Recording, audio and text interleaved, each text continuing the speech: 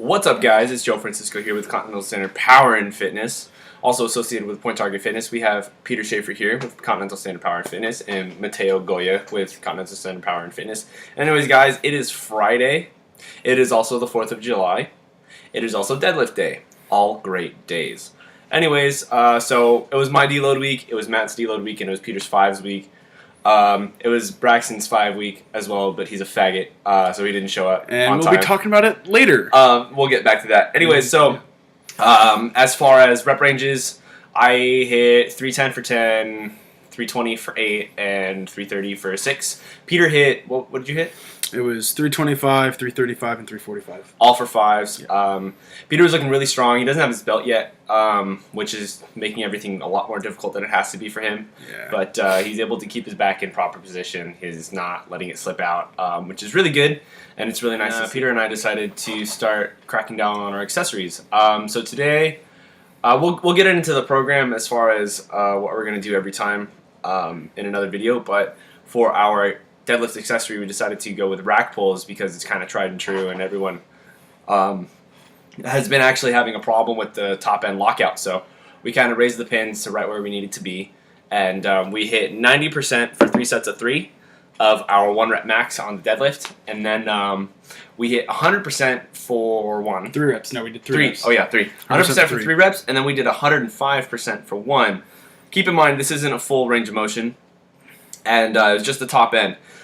Because when Peter went to max out, he got stopped by his lockout, basically mid-thigh to full extension. That's where he lost it. And same thing with me at my last max was mid-thigh to full extension, just couldn't pull it. So it ended up being a really good workout. Peter hit all of his reps, and he's never really hit the numbers that we were looking for. So to be hitting the workout based off of my max, which I'm not saying I'm stronger than him, I just have a higher max on paper that I've been calculating my maxes out to, and we just used that because we know he's stronger than me. That there's no lie there. We're not expecting me to be stronger. I'm a 165. He's heavy as fuck. 300 and going down. Got my evening coffee. So it was really good workout. His belt's on his way. Maybe a week or 2, 3 weeks, something like that. I've got my meet coming up, so a few things are going to be changing. Matt is kind of derping around. He's on the same cycle as I am, but no real solid time frame goal so far. So he's just going through the motions, getting used to the programming and rep schemes and all that. Anyway, so 3 weeks, 2 weeks, 2 to 3 weeks. I don't know. I don't want to call it 3 weeks or 2 weeks. For what? It's 2 weeks till nationals. 2 weeks. 2 weeks. 2 weeks. You got 2 weeks. It's 2 weeks from today, nationals. Yeah. So my openers are, I'm hitting 360 for my squat. I think it's like 190, 195 for my bench, and then I think 460, 430, 440 for my dead. Those are my openers, and I'm going to go up as follows. I'm going to try to hit over 400 pound squat. I'm going to do my best to hit a 225 bench, and I'm going to rip 530 through the fucking sky. So those are my goals. Definitely. Basically. So as long as I can, my main goal is to break 1150. So if I can do that, then I'm happy, and then I just go to fucking work, prepping for Worlds.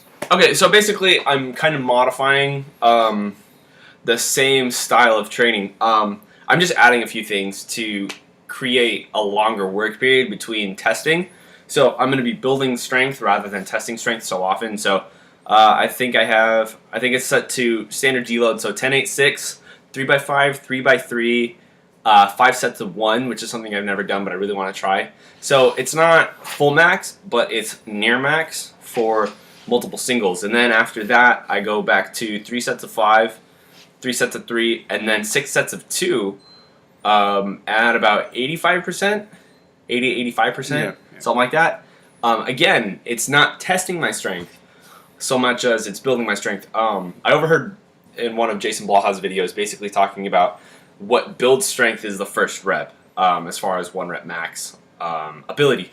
So volume is going to build my muscle, which is fine, but I really am focused on trying to build up my 1 rep maxes as much as possible. So I'm going to try it out. I'm going to see how it goes. I have 4 months, I think, 3 to 4 months until Worlds. So that gives me 2 8-week cycles. And we'll see how it goes. If I don't like it after the first cycle, then I'm just going to scrap it and go back to Wendler. Because I know that works. It's trusted. It works. It's tried.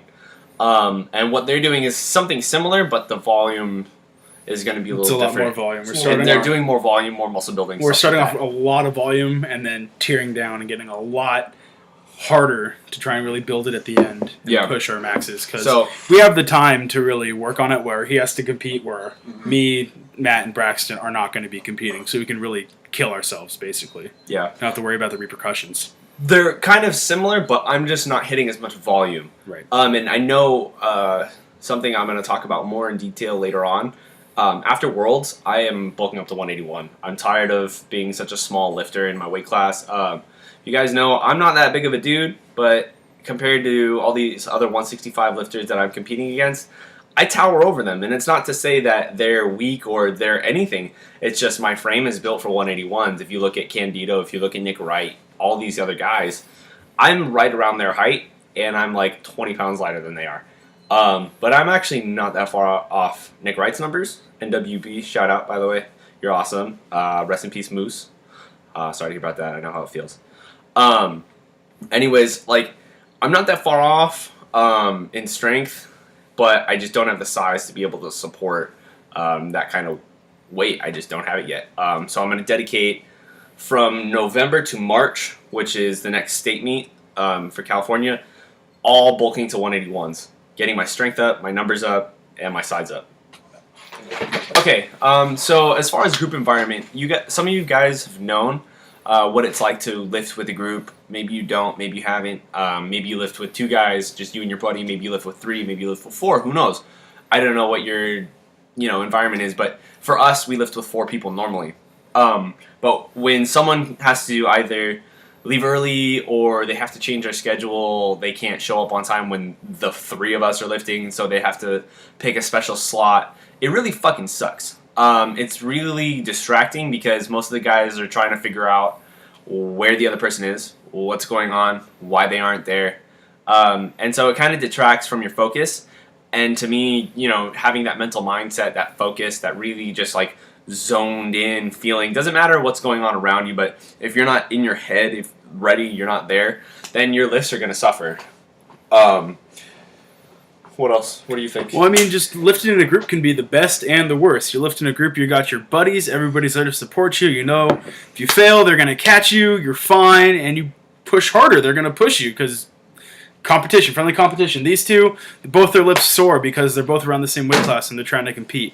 Yep. But it sucks when you're trying to get everybody together and somebody just kind of blows you off. Yeah. And you're like, do you even want to succeed? And it hurts the unit. Yeah. I can say they're one of those in the group. We've had an issue, not so much because they just don't care. That's not the issue. The real issue comes when we've tried so hard to bring them into the environment. Matt just clicked in. When we asked him in. Boom, I just instantly. shot him a message on Facebook when I found out he was back in town, and we just clicked like that. Because he fucking wants it. He wants to be stronger. He craves the strength. Just gotta beat him up a little bit. It's hard when you put yourself out there so much and you try so hard to bring someone else in with you, and they make up excuses. That's really all it is. And it's lethargy too. Yeah. There's not having the drive to show up and better yourself. Yeah, and that's what it comes down to. It's not about the other people. It's not about... I compete, not because I'm trying to beat everybody else, but because for me, I like it. I like knowing where I was prior and how I can beat that. But if you don't have the right reasons, if you don't care enough, if you're not trying to better yourself, if you're not trying to create a stronger version of yourself, shout out to Elliot Holst, that's his mantra, and I really agree with it. It really clicks with me. If you're not trying to become the stronger version of yourself, then there's no point in even fucking trying, because if you don't have it in your mindset, if you don't have the mindset to want it no matter what, it's not going to happen. But week 1, today really clicked. Wednesday really clicked. Accessories hitting good, and it's Wednesday was awesome. Yeah, Wednesday was fucking awesome. It's the accessories. Accessories are fucking important. Also, one other thing.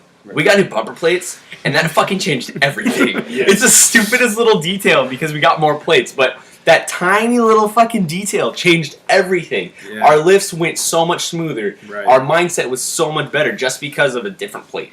Hype. It's Lots of it's hype. all mental. I mean, it feels better.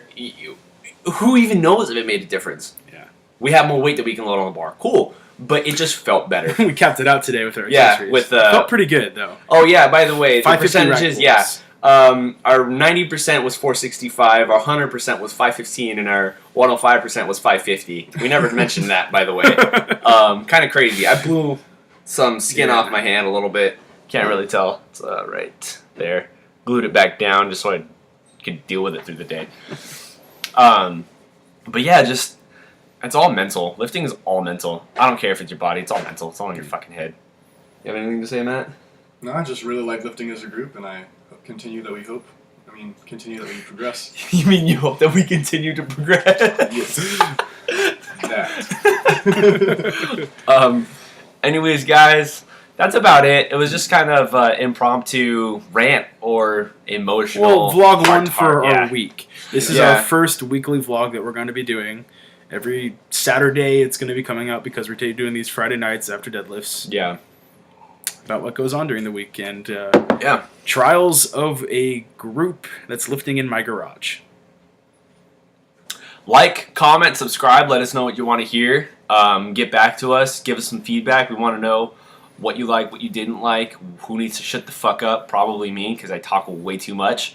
If you want to hear more from Peter, you want to hear more from Matt, or if we can somehow drag Braxton into this, even though he's not going to show up again. Braxton, squirt baby. Yeah. Oh, Braxton. Anyways, we are Continental Standard Power and Fitness. We're associated with Point Target Fitness. We are Orange County. We are Southern California. We are the West Coast. Peace. See ya, nerds.